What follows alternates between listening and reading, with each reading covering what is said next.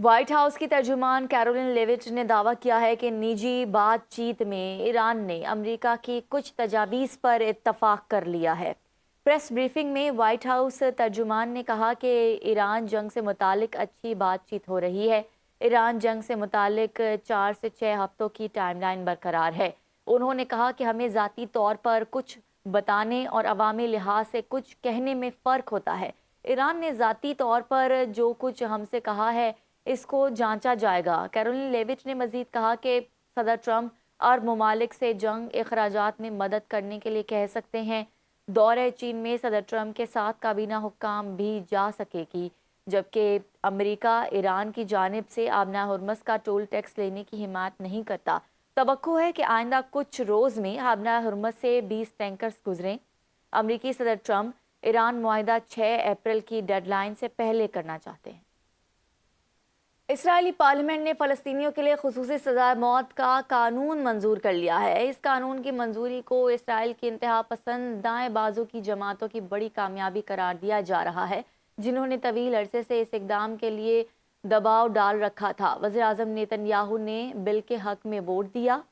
قانون کے مطابق یہ فیصلہ کیا گیا، جبکہ مقبوضہ مغربی کنارے کے وہ فلسطینی جو اسرائیلی شہریوں کے قتل کے جرم میں سزا یافتہ ہوں گے انہیں پھانسی بھی دی جائے گی۔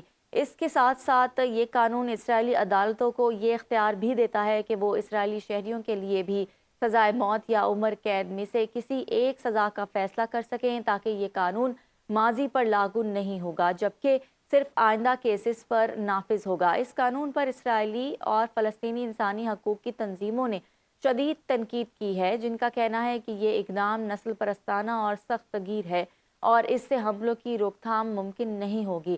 عرب میڈیا کے مطابق اس قانون کو اسرائیل کی سپریم کورٹ میں قانونی چیلنجز کا سامنا کرنا پڑ سکتا ہے۔ خبر یہ ہے کہ ایران کے وزیر خارجہ عباس عراقچی کا اہم بیان سامنے آیا ہے، جس میں انہوں نے خطے کی صورتحال پر کھل کر اظہار خیال کیا۔ ایرانی وزیر خارجہ کا ایکس پر پوسٹ میں کہنا تھا کہ ایران سعودی عرب کا احترام کرتا ہے اور اسے ایک برادر ملک سمجھتا ہے۔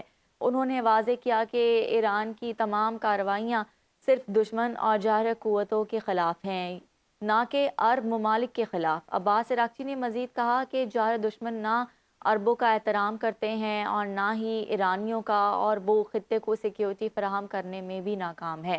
ایرانی وزیر خارجہ نے اپنے بیان میں دعویٰ کیا کہ ایران نے دشمن کی فضائی کمان کو شدید نقصان پہنچایا ہے اور کہا کہ دیکھیں ہم نے ان کی فضائی کمان کے ساتھ کیا کیا۔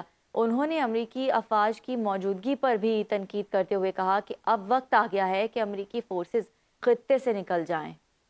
پاسداران انقلاب کے قدس فورس کے کمانڈر بریگیڈیئر جنرل اسماعیل قانی نے کہا ہے کہ اسرائیل نئے ریجنل آرڈر کے لیے تیار ہے، جبکہ انہوں نے مزید کہا کہ اپنے بیان میں جنرل اسماعیل نے مزید کہا کہ نیتن یاہو خواب دیکھ رہا تھا کہ خطے میں سیکیورٹی کو وسعت دی جائے گی، مگر لبنان کے حزب اللہ نے شمال اور یمن کے انصار اللہ نے جنوب سے آگ برسا کر یہودی آبادکاروں کو نشانہ بنایا۔ شہید کمانڈو کی امنگیں پوری ہو گئیں اور محاذ اب ایک بن چکا ہے، اس لیے اسرائیلی دشمن کو اب اس نئے علاقے نظام کے لیے تیار ہو جانا چاہیے۔